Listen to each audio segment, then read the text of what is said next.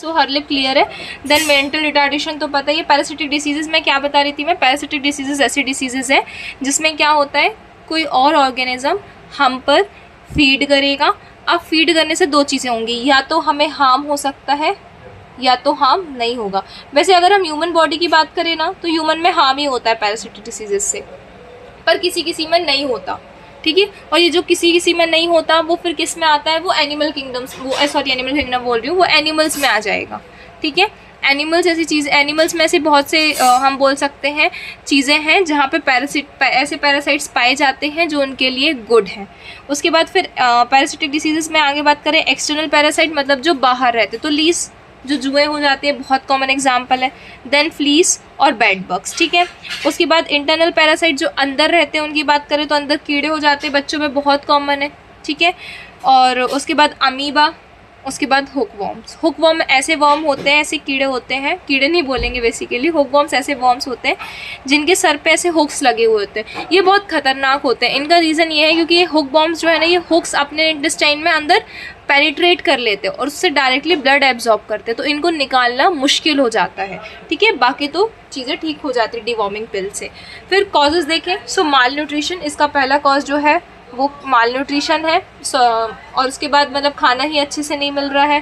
Then weakness हो जाएगी, fatigue, चक्कर आना, ये सारे, अनीमिया, खून की कमी हो जाना। खून की कमी क्यों हो रही है, क्योंकि नॉर्मल सी बात है पैरासाइट खून पे फीड कर रहा है। और फिर इन्फेक्शंस, ये सारे चीज़ें इसकी वजह से हो सकती है, ठीक है। इतना क्लियर है। देन प्रिवेंशन देखिए इन्फेक्शियस डिसीजेस का, सो सबसे पहले बच्चों को इम्यूनाइज करना। Then drink water safe, then sanitation, toilet safe proper होनी चाहिए। आप लोगों को ये पता है कि अगर हम बेयर फुट कहीं चलते हैं ना, मतलब बिना चप्पल के, जिसको हम नंगे पैर बोलते हैं चल, अगर हम घास पे चल रहे तो उस टाइम पे भी जो वॉर्म्स हैं वो हमारे सोल के थ्रू हमारे अंदर पेनिट्रेट कर सकते हैं, पता है ये चीज़, ये हुक वॉर्म्स होते हैं। यस मैम पता है। हाँ, तो इसीलिए क्या बोल रहे हो सोनिया, कुछ बोल रहे थे क्या? लेकिन जनरली तो यही कहते हैं हरे घास पे चलना चाहिए, साफ घास पे चलना चाहिए ना। तो अब अगर हम ऐसी घास पे चल रहे हैं जहाँ बकरी भी आ रही है और पिग्स भी हैं, डॉग्स भी हैं, तो वो तो फिर गलत है ना, ये चीज़ है। वो कहते हैं कि साफ घास पे सुबह के टाइम जो औस होती है उस पर चलना चाहिए, पर साफ भी चलना चाहिए। अगेन मैं यही बोलूँगी, अगर कोई कहीं की ऐसी घास है जहाँ पर ऑलरेडी कोई और भी फीड कर रहा है, जैसे घास खाने आती है ना, बकरियाँ आ जाती हैं, पिग्स आ जाते हैं, तो मतलब वो घास खाने नहीं आते। खैर पिग्स ऐसी जगह पर आएंगे जहाँ गंदगी होगी, बट स्टिल ये जो इनके वो होते हैं ना, स्टूल होते हैं, तो स्टूल्स में ये हुकवॉर्म्स होते हैं, इनके लार्वा होते हैं जो घास में आ जाते हैं और इनके चलने की वजह से फैल जाते हैं हर जगह पे। तो अगर हम बैर फुट चलेंगे तो ये अंदर पेनिट्रेट कर सकते हैं, तो साफ घास पे चलना चाहिए। Then hand washing before meal, ये तो हमें कोविड ने सिखाई दिया, and after toilet use. Then keep surrounding cleans, separate infected person and their utensils, clothes, ठीक है। इतना क्लियर है, कोई डाउट है यहाँ तक? 3 मंथ कंप्लीट हो गई, ठीक है। चलो नेक्स्ट पर आते हैं, theme 2, preventing and treating common sickness. अब हम इन कॉमन चीज़ों को, कॉमन बीमारियों को कैसे प्रिवेंट और ट्रीट कर सकते हैं। तो सबसे पहले eye care, vitamin A rich foods खाएंगे तो आई से प्रॉब्लम नहीं जाएगी। ग्रीन लीफी वेजिटेबल्स खाना है, पता है इसका बहुत अच्छा चीज़ है। लाइक अगर हम एक प्रोजेक्ट की बात करें, जैसे हम प्रोजेक्ट बनाते हो, किसी से सर्वे लिया और हम इसी पे आई केयर पे बना रहे हैं कुछ, तो हमने अगर सामने वाले इंसान जिनको चश्मा लगाए ना, अगर हम उनसे पूछेंगे ना उनकी डाइट क्या है, तो एक चीज़ हमेशा ऑब्जर्व करना, मैं हर किसी को नहीं बोल रही हूँ बट मेजॉरिटी केसेस में ऐसे लोग मिलेंगे जिनकी डाइट में या तो सब्जियां कम है या तो जो ऑरेंजिश फ्रूट्स और सब्जियां होती हैं वो कम है, क्योंकि उसका एक मेन सोर्स जो विटामिन ए का है वो वही है। और मैंने बताया था कि प्लांट्स में विटामिन ए नहीं मिलता, ये मिथ है, ये लोग कैरोटीनॉइड, ठीक है। तो ये मिलता है जो रेटिनॉल का प्रिकर्सर है, फिर रेटिनॉल बनता है, यू आर राइट, ठीक है। So that is the thing. So but ये चीज़ें जो है कुछ लोगों को मिथ लगती है कि डायरेक्ट गाजर खाया तो विटामिन ए मिल गया, नहीं। और उसमें भी क्या था, मैंने 4:1 बताया था कि अगर हमने 4% कैरोटीन लिया है तो उसका सिर्फ 1% हमें विटामिन ए मिलेगा, ठीक है। ये रेटिनॉल और कैरोटीन का रेशियो होता है। सो यहाँ से क्या पता चला कि उन लोगों की डाइट में पक्का ये डेफिशिएंसी होगी, तभी उनकी आंखें कमज़ोर हैं या होती जा रही हैं। अब मैं कॉन्जेनाइटल डिफेक्ट से हट की बात कर रही हूँ यहाँ पे। Then do not share towels during eye infections, ठीक है। सीक मेडिकल हेल्प अगर ज़्यादा पेन, इंजरी या दिख ही नहीं रहा है बिल्कुल। देन डेंटल केयर की बात करें तो टीथ को डेली ब्रश करना है, excess sweets and soft drinks avoid करनी है, फूड पार्टिकल्स टीथ के बीच में फंस गए हैं तो उन्हें अवॉइड करना है, क्योंकि क्या होगा, हमारे सलाइवा में बैक्टीरिया होते हैं। जितने बार हम बात करने के लिए, कुछ खाने के लिए माउथ को ओपन कर रहे हैं, उतने बार thousands of bacteria, virus, fungus हमारे मुंह के अंदर जा रहे हैं। तो अगर उन्हें दांतों के बीच में या दांतों में या हमारे माउथ के अंदर थोड़ा सा भी खाना मिल गया तो उनके लिए तो भरपूर है, वो वहाँ पे उस पर फीड करना स्टार्ट कर देंगे, जिसकी वजह से डेंटल कैरीज देखी जाती है। सो दैट्स वाई इवन ये अगर देखा जाए ना तो डेंटिस्ट तो ये प्रेफर करते हैं कि आप खाना खाओ और ब्रशिंग करो। Then eat vitamin and mineral rich food daily. Then tuberculosis की बात करेंगे। सो सबसे पहले सिम्टम्स क्या है, किसी को बहुत लंबी खांसी चल रही है, माइल्ड फीवर है, रात में पसीना आता है, वेट लॉस हो रहा है, वीकनेस हो रही है, उसमें एक और सिम्टम आता है कि कफिंग के टाइम पे ब्लीडिंग हो रही है माउथ से। प्रिवेंशन क्या है, अर्ली ट्रीटमेंट, BCG वैक्सीन लगती है इसकी, और माउथ को कवर करना है कफिंग के टाइम पे हमेशा। टेटनस प्रिवेंशन की बात करें तो टेटनस टॉक्साइड वैक्सीन लगानी है यहाँ पे हमें। बाउंड्स को प्रॉपरली क्लीन करना है। स्टेराइल इंस्ट्रूमेंट्स हमें यूज़ करने फॉर कटिंग अम्बिलिकल कॉर्ड। अच्छा, यहाँ पे एक चीज़ क्लियर करती हूँ कि टिटनस फैल कैसे सकता है, क्योंकि यहाँ पे ये हो सकता है कन्फ्यूज़न, अभी नहीं तो बाद में पढ़ो जब आ जाए। क्योंकि टिटनस कैसे होता है कि अगर हमें कोई चोट लगी, हमने इंजेक्शन नहीं लगवाया और वो उसकी वजह से फिर हमें टिटनस हो गया। सो ये स्प्रेड ऐसे हो सकता है कि किसी का बाउंड क्लियर बहुत ज़्यादा लगा हुआ है उसको, ठीक है, तो उस पर अगर टिटनस बैक्टीरिया बैठा होगा और हवा में तो फैलता है, तो अगर किसी को खरोच लगी है, किसी को ओपन बाउंड है, तो हो सकता है उस पर वहाँ पे आके टिटनस बैठ जाए। क्योंकि टिटनस बैक्टीरिया होता है जिसको बोलते हैं बैक्टीरियम टेटनाई, ठीक है, ये हर जगह प्रेजेंट होता है। सॉरी मैंने नाम गलत बोल दिया, क्लॉस्ट्रीडियम टेटनाई बोलते हैं इसको। तो जो क्लॉस्ट्रीडियम टेटनाई है ये हर जगह प्रेजेंट होता है, हर जगह। तो अगर किसी को ओपन बाउंड है तो वो हवा के थ्रू वहाँ पर आके बैठ सकता है। उसकी वजह से क्या होगा, अब तो वो तो इंसान को पता ही नहीं था ना कि वो, क्योंकि हमारे इंडिया में ज़्यादातर मिथ क्या चलती है कि अगर लोहे से लगा है तभी टिटनस इंजेक्शन लगाना है, लोग ये मानते हैं। पर एक्चुअली में ऐसा नहीं, कि थोड़ी सी भी खरोच आई है, खून निकल रहा है, दैट मीन्स आपको टिटनस लगवाना है। सो यहाँ से क्या चीज़ क्लियर हुई कि टिटनस कैसे फैल रहा है। देन मलेरिया प्रिवेंशन की बात करें तो मॉस्क्विटो ब्रीडिंग प्रिवेंट कर दो। मॉस्क्विटो ब्रीड वहाँ पे करेंगे जहाँ पे पानी होगा, तो पानी कभी भी स्टोर हमें कहीं पर नहीं रखना है। तो स्टैग्नेंट वाटर को रिमूव करना है, मॉस्क्विटो नेट्स यूज़ करनी है, ट्रीटमेंट इमीडिएटली लेना है अगर इन्फेक्टेड हो गए हैं तो। टाइफाइड प्रिवेंशन की बात करें तो पानी सही पीना है, प्रॉपर डिस्पोजल करना है ह्यूमन वेस्ट का, क्योंकि टाइफाइड ज़्यादातर ऐसे फैलता है। इवन जब मैं नीट के लिए पढ़ा करती थी ना अपने स्कूल टाइम पे, तो वहाँ पे हम लोगों मुझे मेरे टीचर ने किस एग्जाम्पल से पढ़ाया था, पूरा ड्राइंग बनाया था ना, तो आज ही मेरे माइंड में वो इमेज है कि लाइक स्टूल है, ठीक है, एक ह्यूमन था जिसको टाइफाइड था, वहाँ पे उसने लाइक ऐसा रहता ना कि लोटा लेकर बाहर जा रहे हैं, तो स्टूल में वो टाइफाइड आया। अब उस पर जो हमारे यहाँ घर पे फ्रूट फ्लाई उड़ती रहती है ना, वो बैठी। फ्रूट फ्लाई को तो गंदगी चाहिए है, ठीक है, फिर वो फ्रूट फ्लाई घर पर आई, घर पर जो फ्रूट्स थे वो उस पर बैठी, फिर वही फ्रूट्स बिना वॉश किए, ठीक है, उस बच्चे ने खा लिया और फिर वो टाइफाइड जो है वो उसके अंदर चला गया। चलो फ्रूट्स वॉश करके भी खाए तो हाथ में तो लग गया ना। सो दैट इज़ अबाउट कि टाइफाइड ऐसे फैल सकता है। देन उसके बाद separate patient utensil and clothes, wash hand frequently. General hygiene की बात करें तो हाउस एंड सराउंडिंग्स को हमेशा क्लीन रखना है, ड्रिंकिंग वाटर बॉयल पीना है, फूड कवर्ड खाना है, कुक मीट थॉरोली, पूरा अच्छे से मीट को कुक करना है। क्यों मीट को कुक करना है, देखो जो बहुत सारे वॉर्म्स के इन्फेक्शंस होते हैं ना, ये ज़्यादातर नॉन वेजिटेरियंस में मिलते हैं, क्योंकि इन लोगों का डाइट में ना पॉर्क हो गया, बीफ हो गया, ये ज़्यादा होता है। पॉर्क और बीफ से वॉर्म्स फैल सकते हैं, ठीक है। सोनिया सेलेजिनेटा और टीनिया सोलिनेटा, ये कुछ वॉर्म्स के नाम हैं। ये सब ना पिग्स के पॉर्क से और जो काऊ बफेलो होते हैं इनके बीफ से क्या होता है, स्प्रेड हो जाता है। अगर थॉरोली कुक नहीं किया, इनके लार्वा जो है ये प्रिजर्व हो जाते हैं, क्योंकि इनकी जो आउटर कवरिंग होती है ना वो बहुत ज़्यादा टफ होती है। सो cook meet thoroughly, dispose garbage properly. Hook warm की प्रिवेंशन की बात करें तो कभी भी बैरफुट नहीं चलना है, टॉयलेट्स यूज़ करनी है, maintain personal hygiene. Prevention of degenerative diseases की बात करें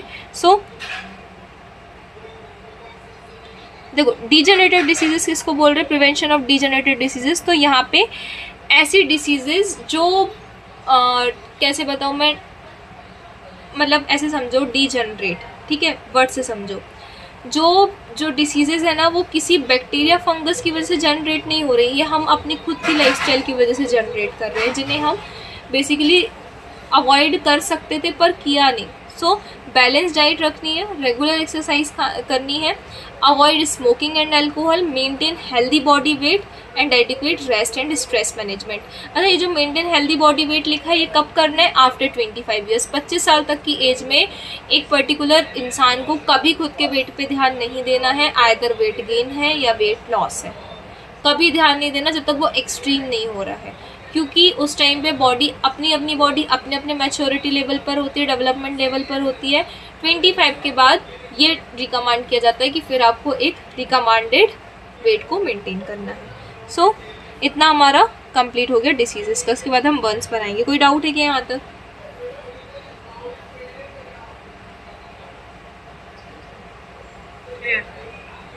शर्मिष्ठा, सोनिया, आपको डाउट है?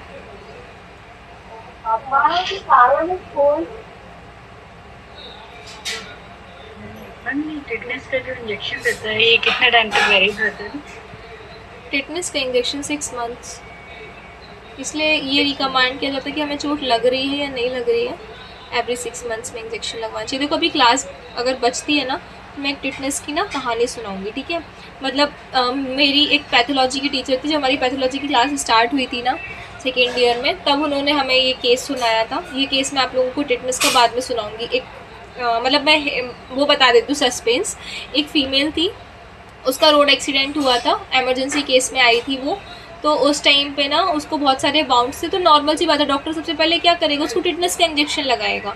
तो डॉक्टर ने टिटनेस का इंजेक्शन लगाया, वही पेशेंट 6 महीने बाद ना उसकी डेथ हो जाती है। और उसका रीज़न पता है क्या है? उसका रीज़न ये है कि उसको टिटनी हो जाता है। अब टिटनेस के इंजेक्शन लगाने के बाद भी टिटनी कैसे हुई? ये मैंने शर्मिष्ठा सुनाई थी क्या कहानी? क्योंकि इन लोग DNH 1 में रह चुके हैं ना क्लास में, तो मुझे ऐसा शायद मैं इन लोगों को बता चुकी हूँ। सुनाया था क्या शर्मिष्ठा? क्लास के बाद बताती हूँ, ठीक है, क्यों हुआ ऐसा। चलो बर्न्स की बात करते हैं। बर्न्स मतलब जल गए हैं। सो फर्स्ट डिग्री, देखो बर्न्स जो है ना ये 3-4 डिग्री में पड़ते हैं। नॉर्मली 3 डिग्री में, और फिर और एडवांस पे जाएंगे तो फिर 4। तो पहला सबसे पहले क्या सुपरफिशियल बर्न होता है कि सिर्फ स्किन जली है। देन नेक्स्ट डिग्री में क्या होगा कि एपिडर्मिस के साथ डर्मिस भी जल गई है। फिर 3rd डिग्री में क्या होगा कि मसल्स तक जल गई है। और 4th डिग्री में फिर वो बोन्स तक पहुँच जाता है। और मैंने ये चीज़ पहले भी बताई थी, नहीं शायद आप लोगों को नहीं बताई है।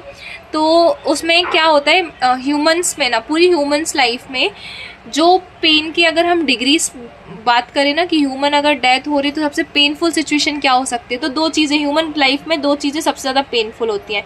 एक सीवियर बर्न होना, मतलब अगर किसी की डेथ बर्निंग की वजह से हो गई है, ये बहुत पेनफुल सिचुएशन है, एक्सट्रीम पेनफुल सिचुएशन है। और दूसरा जो है वो प्रेगनेंसी। सो प्रेगनेंसी के टाइम पे जो पेन होता है वो, और बर्निंग के टाइम पे जो पेन होता है वो, ये ह्यूमन लाइफ के सबसे एक्सटेंसिव पेन्स हैं, ठीक है। सो अभी हम फर्स्ट डिग्री की बात करेंगे। सिर्फ सुपरफिशियल बर्न है तो यहाँ पे अफेक्टेड एरिया में कोल्ड वाटर इमीडिएटली डालना है। अब एक चीज़ यहाँ पे सुनना, देखो 2 चीज़ें होती, एक ये कि अगर हम जल गए हैं तो कुछ लोग क्या बोलते हैं, डायरेक्ट ठंडे पानी में हाथ डालो, और कुछ लोग उसे अवॉइड करना बोलते हैं। अगर कोई इंसान ऐसे मान लो किसी जलते हुए घर में फंस गया है तो हम उसको डायरेक्ट ठंडे पानी में डुबो देंगे क्या? हाँ या ना? नहीं, ठीक है। अब देखो दोनों में डिफ्रेंशिएशन क्या होता है, दोनों में बात ये आती है कि बर्न कितने डिग्री का है। दूसरी चीज़, जब थोड़ा सा टच हुआ है, ठीक है, ज़्यादा टाइम गैप नहीं था हॉट ऑब्जेक्ट और हमारे बेसिकली कांटेक्ट में, ठीक है, उस हॉट ऑब्जेक्ट से, या इसको ऐसे समझ लो कि ज़्यादा देर का एक तो कांटेक्ट नहीं था, दूसरा ये उस जो हॉट ऑब्जेक्ट था ना उसका टेम्परेचर बहुत ज़्यादा नहीं था, तब हम उसे कोल्ड वाटर में पुट कर सकते हैं। पर अगर टेम्परेचर गैप बहुत ज़्यादा था और बर्न बहुत सीवियर है तो एक डॉक्टर कभी रिकमेंड नहीं करेगा कि आप उसको ठंडे पानी में या बर्फ़ में रखो, ठीक है, क्योंकि फिर वो जो होता है ना कि गर्म पानी से एकदम से ठंडे पानी में फिर फफोले पड़ जाते हैं, उसका रीज़न यही होता है कि टेम्परेचर गैप बहुत ज़्यादा था। जैसे होता है ना एक्सटेंसिव फीवर आया है, बहुत ज़्यादा तेज फीवर है ना, तो पहले इवन जब लोग ये मेडिकल लाइन में नहीं घुसते थे ना, तो मैं यही समझती थी कि बहुत तेज फीवर आया तो ठंडी पट्टी रखनी है। अगर एक्सटेंसिव फीवर रहता है ना, बहुत ज़्यादा तेज फीवर रहता है, तो उस टाइम पर ठंडी पट्टी नहीं रखनी चाहिए, क्योंकि ये समझो अपन ऐसे होता है ना कि एकदम से धूप में आए तो कूलर में नहीं बैठते हैं, सेम तो बॉडी के साथ हो रहा है ना, बॉडी इतनी गर्म है, अगर आप एकदम से ठंडी पट्टी रख दोगे तो जो पेशेंट है वो शॉक में जा सकता है। पट्टी रखनी है पर एकदम ठंडे पानी की नहीं, उससे जैसे कुनकुने पानी की या नॉर्मल पानी की, ठंडे पानी की नहीं, ठीक है। ये मेरे टीचर्स ने मुझे नॉलेज दिया था जो मैं यहाँ पर ट्रांसफ़र कर रही हूँ। एनीवे चलो, डू नॉट ब्रेक ब्लिस्टर्स, जो फफोले पड़ जाते हैं ना, ब्लिस्टर्स हो जाते हैं, तो कभी भी फोड़ना नहीं है। Keeps burn clean and protected, ठीक है। Then severe ones require immediate medical care. Poisoning की बात करेंगे, किसी ने जहर पी लिया, सो प्रिवेंशन क्या है, keep poison away from childrens. बच्चों में बहुत केसेस देखे जाते हैं, फिनाइल को दूध समझ के पी लिया, ठीक है। सो पॉइजन को हमेशा बच्चों से दूर रखना है। मेडिसिन को सेफली स्टोर करना है, क्योंकि बच्चे हो सकता है वो रंग बिरंगी दवाइयाँ देखकर चॉकलेट समझ के खा लें। देन एक्शन क्या लेना है, तुरंत medical help. Do not induce vomiting, जैसे ही केरोसिन, पेट्रोल या एसिड की पॉइजनिंग हुई है तो उस बंदे को वॉमिटिंग नहीं करानी है, क्योंकि अगर हम वॉमिटिंग इंड्यूस कराएंगे तो क्या होगा, देखो अभी तो वो पेट में गया है, अगर हमने वॉमिटिंग कराया तो हमारे जो गला है ना, वहाँ से दो रास्ते जाते हैं, एक लंग्स की तरफ और एक स्टमक की तरफ, तो वो हो सकता है उस टाइम पे इवन जो केरोसिन और ऑयल होता है, ये तो गैसियस फॉर्म में भी होते हैं ना, तो केरोसिन, पेट्रोल की जो गैसियस फॉर्म है वो लंग्स में जा सकती है, और अगर लंग्स में गई तो डायरेक्टली ब्लड में मिक्सड हो सकती है। सो दैट इज़ वाई यहाँ पे वॉमिटिंग इन केसेस में अवॉइड करनी है। Theme 2 complete. Any doubt? Ma'am मेरी डॉटर ने ना, जो छोटी थी तो उसने वो होली में ना कलर का एक कैप्सूल आता है, कि वो कलर पानी में डालो और वो कैप्सूल वाला, उस बहुत छोटी थी, 6-8 महीने की थी, कलरफुल कैप्सूल खा लिया था। We are moving with the theme 3 which is using of medicine. So सबसे पहले इंपॉर्टेंट रूल्स क्या है, चलो मैं यहाँ पे एक पहली जनरल चीज़ बता रही हूँ। होता है ना हमारे साथ ये कि फीवर आया, थोड़ा फीवर है, तो घर पे क्या सजेस्ट करते हैं, दवाई आधी तोड़ के खा लो। बहुत होता होगा ये कॉमनली, है ना। पर मेडिसिन पता है ब्रेकआउट कौन सी करनी चाहिए, 2 टाइप की मेडिसिन आती हैं, एक ऐसी मेडिसिन जिनमें बीच में लाइन होती है और एक ऐसी मेडिसिन जिसमें बीच में लाइन नहीं होती। जिनमें बीच में लाइन होती है सिर्फ वो मेडिसिन हम ब्रेक करके खा सकते हैं, जिनमें मेडिसिन में बीच में लाइन नहीं है वो ब्रेक करके नहीं खानी है, क्योंकि जो मेडिसिन जिनमें बीच में लाइन नहीं होती है ना, वो ये मेडिसिन जब स्टमक में जाएंगी, इनकी आउटर कवरिंग डिजॉल्व होगी और फिर ये धीरे धीरे क्या होती है, एब्जॉर्ब होना शुरू होती है, और इनकी मैकेनिज्म ही यही होती है कि इन्हें धीरे धीरे एब्जॉर्ब होना है। तो अगर हम इनकी आउटर कवरिंग तोड़ देंगे तो ये तुरंत जाकर डिजॉल्व हो जाएंगी और तुरंत एब्जॉर्ब हो जाएंगी, जिसकी वजह से बंदा जो है वो शॉक में जा सकता है या उसको और कोई साइड इफेक्ट्स आ सकते हैं। वैसे भी एलोपैथिक ड्रग्स के बहुत साइड इफेक्ट होते हैं, है ना। सो एक ये चीज़ भी हो सकती है। ये एक मेडिसिन का मैंने जनरल रूल इस अपने साइड से बताया। देन आगे बात करें तो मेडिसिन नॉट ऑलवेज नेसेसरी, जैसे कॉमन कोल्ड, सर्दी खांसी होती है ना, आप दवाई लोगे तो भी वो 1 हफ्ते में जाएगा, दवाई नहीं लोगे तो भी 1 हफ्ते में जाएगा। इसका रीज़न बता सकते हो क्यों? मतलब हम एंटीबायोटिक्स ले रहे हैं, क्यों सर्दी खांसी ठीक नहीं हो रही है, 1 ही हफ्ते बाद जाएगी। हम एंटीबायोटिक्स लेते हैं विच एक्ट अगेंस्ट बैक्टीरिया, पर जो कफ एंड कोल्ड है it is caused by virus, और जो हम एंटीबायोटिक्स ले रहे हैं they are against with bacteria, not against with virus. So antibiotics virus पे काम ही नहीं करेंगी। इवन क्या होगा, जो हमारी गट की गुड बैक्टीरिया ना वो और डिस्ट्रॉय हो जाएंगी, क्योंकि बॉडी में बैक्टीरिया थोड़ी था जो हमें परेशान कर रहा था, वो तो वायरस था। वायरस के साथ एंटीबायोटिक्स ने कुछ नहीं किया, पर हमारी जो गुड बैक्टीरिया थे गट के वो और डिस्ट्रॉय हो गए, ठीक है। सो अगर कोई डॉक्टर आपको कोल्ड एंड कफ में एंटीबायोटिक्स दे रहा है ना, इसका मतलब उसका नॉलेज कहीं ना कहीं डाउन है, क्योंकि उसको पता है कोल्ड एंड कफ है वो एंटीबायोटिक्स से ठीक नहीं होगा।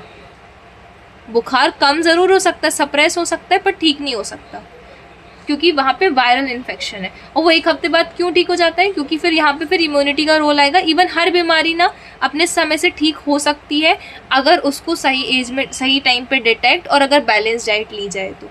आजकल लोग ये करते हैं, डायबिटीज़ है ना, दवाइयों से ठग गए, फिर वो नेचुरल तरीके निकालते हैं ठीक होने के, लोग होते भी हैं ठीक। So that is the thing कि एंटीबायोटिक्स जो है वो बैक्टीरिया के अगेंस्ट काम करे, नॉट विद द वायरस, और जो कोल्ड एंड कफ हो रहा है वो वायरल इन्फेक्शन होता है, ठीक है। मैम इतनी बड़ी हो गई हूँ, मैंने कभी भी कोई कफ एंड कोल्ड में इवन कभी कोई मेडिसिन नहीं ली। मैं अपनी एज बताऊं तो आप, मेरे को लगता है आप सबसे बड़ी हूँ। मैंने कभी कफ कोल्ड में मेडिसिन नहीं ली और अपने आप ही ठीक हो जाता है। खाली पैसे जो होते हैं बस उसी पर ही ध्यान देती हूँ। That is the good thing ना। ये और ये चीज़ें पता है हम लोग, ये मैंने कब सीखा, जब मैं मेडिकल प्रोफेशन में एंटर हुई हूँ, क्योंकि मुझे खुद नहीं पता था। इवन सोचो ना, ये सिंपल सी जो एंटीबायोटिक और एंटीवायरल वाली बात है तो नाम से समझ में आती, फिर भी हमने कभी नहीं सोचा कि अच्छा ये चीज़ होती है। वैसे नहीं लेना चाहिए, क्योंकि हम कहीं ना कहीं दवाई ले रहे हैं ना, तो इससे क्या हो रहा है, हम अपनी बॉडी में ड्रग्स ले रहे हैं बाहर से, और ड्रग्स ख़राब है। भगवान ने ऑलरेडी खाना बनाया हुआ है खाने के लिए, ड्रग्स ख़राब है लेना, बट स्टिल वो चीज़ हम ले रहे हैं। अब मैं ये नहीं बोलूँगी सीवियर केसेस में बिल्कुल लेना चाहिए, क्योंकि नहीं लोगे तो ठीक नहीं होंगे, पर वो कंडीशन आने ही मत दो, और जितना हो सके वो प्रिवेंट करो। चलो then, injections are not always better than tablet, क्योंकि यहाँ इंजेक्शन डायरेक्टली ब्लड में जा रहे हैं, टैबलेट्स एब्जॉर्ब होकर जाएंगी, ठीक है। Then never stop medicine early even if symptoms disappear.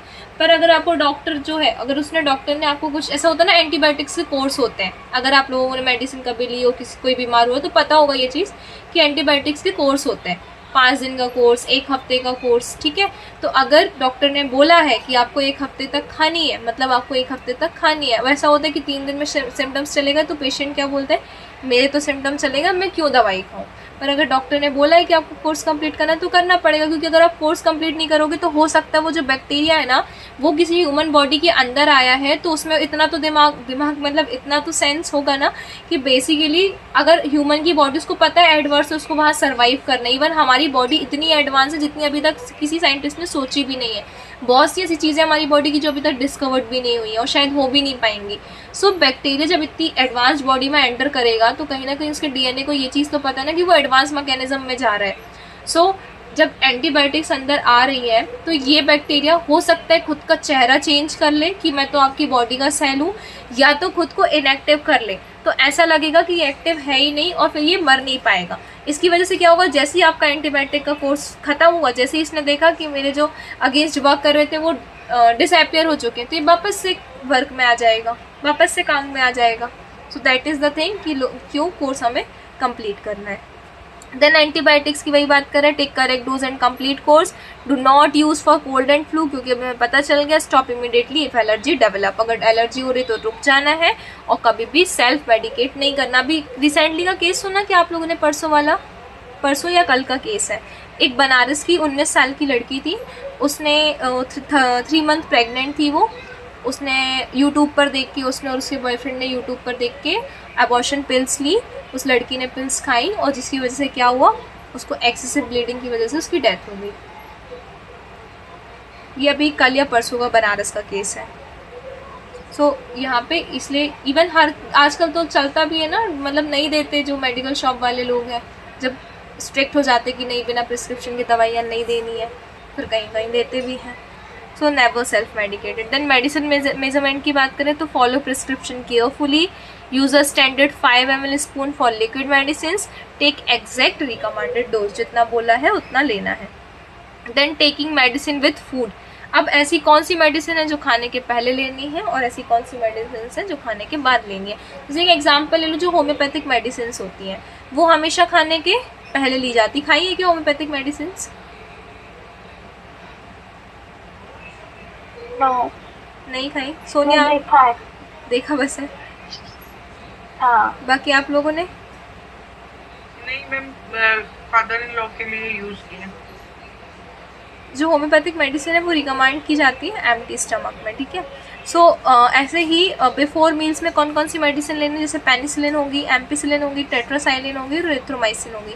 ये ड्रग्स की दवाई जो है, ये पता है, ये पेनिसिलिन, एम्पिसिलिन, टेट्रासाइलिन, एरिथ्रोमाइसिन, ये फंगस है, सारे फंगस से बनी हुई दवाइयाँ हैं,